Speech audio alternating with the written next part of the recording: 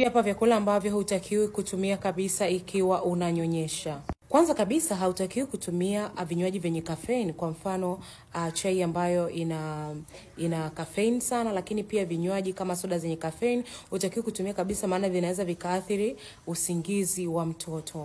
Pia vinywaji vya pombe havitakiwi kabisa kwa mama anayenyonyesha, kwa sababu vinaweza kupita kwenye maziwa na mtoto akanyonya na kuathiri ukuaji wa mtoto. Vyakula ambavyo vina chumvi nyingi havitakiwi kwa mama anayenyonyesha, kwa sababu ni vyakula ambavyo vinashikilia maji kwa wingi mwilini, sasa inaweza vikaathiri maziwa ya mama. Vyakula ambavyo vina chemical na viungo vingi pia hatushauri sana kwa mama anayenyonyesha, kwa sababu inaweza ikampa mtoto shida ya kuvimbiwa sana au tumbo kumuuma mtoto sana. Kwa hiyo ni vizuri kupunguza hivi vyakula.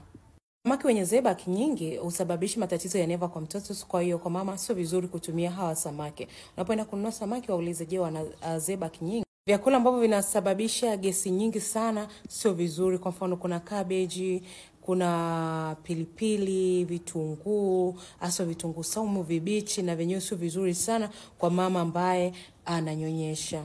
Vile vyakula ambavyo mama anakuwa ana mzio navyo, yani anakuwa ana allergy navyo, ni vizuri kuacha. Kwa mfano kuna hizi peanut, kuna watu wengine wakitumia peanut au wakitumia Blue Band, yani zinawapa shida sana, ni vizuri kuacha. Tumia mafuta ya asili, mafuta mazuri.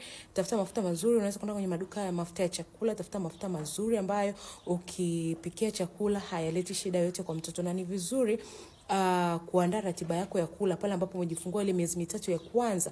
Ni vizuri kufuata lishe nzuri kwa ajili ya uzalishwaji mzuri wa maziwa ya mtoto. Kwa hiyo hili usilipuuze kabisa.